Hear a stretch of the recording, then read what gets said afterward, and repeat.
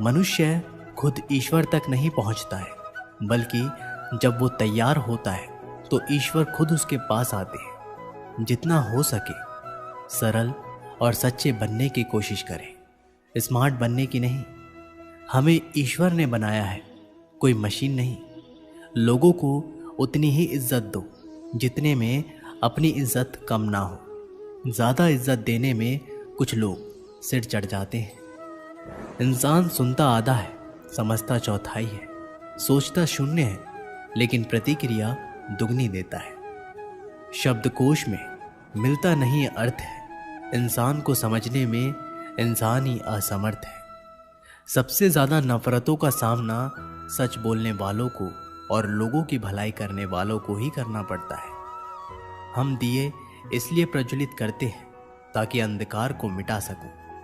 अब आप कहेंगे कि इनमें कौन सी बड़ी बात है, परंतु इसमें महत्वपूर्ण बात समझने के लिए यह है कि दिए प्रकाश प्रज्वलित कर रहा है, अंधकार नहीं, क्योंकि अंधकार को मिटाने के लिए प्रकाश का अस्त्र तो उठाना ही पड़ता है।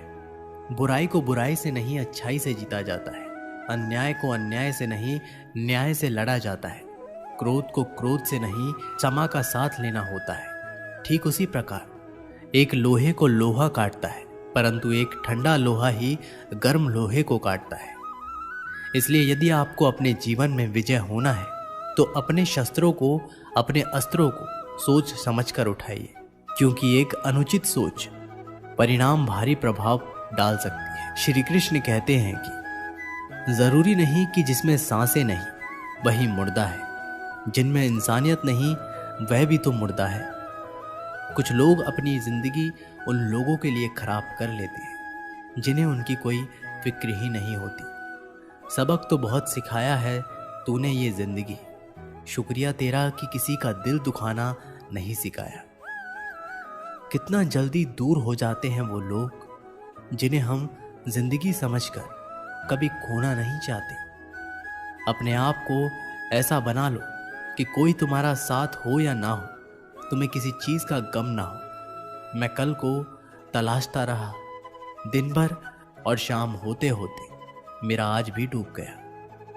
मदद सबकी वही करता है जिसका दिल सच्चा होता है, वरना लालची इंसान तो अपने माँ बाप को भी भूल जाता है। कड़वा है पर सत्य है। किसी को अपनी जान से ज़्यादा चाहने का इनाम दर्द और आंसू के अलावा कुछ नहीं मिलता। जब आप किसी पौधे को जड़ से उखाड़ते हैं तो पौधे को उखाड़ना या काटना न केवल एक अपराध है, अपितु पाप भी है। तो फिर ऐसा करने की क्या आवश्यकता पड़ गई? क्योंकि कई बार विनाश ही सर्जन तक पहुंचाता है। यदि नया भवन बनाना हो तो पुराने भवन को गिराना पड़ता है। व्यवस्था को परिवर्तित करने के लिए क्रांति लानी पड़ती है। और उसी प्रकार यदि किसी वृक्ष या किसी पौधे की जड़ों में घुन लग जाए या उसका मूल सड़ जाए तो उसे जड़ से उखाड़ देना ही सही होता है, ताकि उस फल पर नए पौधे उपज सके।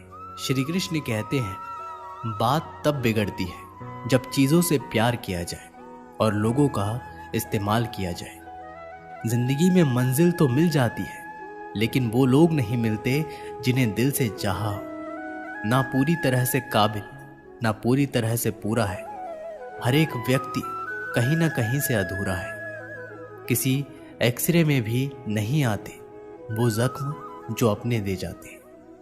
आजकल ज़रूरत तय करती है कि किसके साथ कब तक और कितना मीठा बोलना है।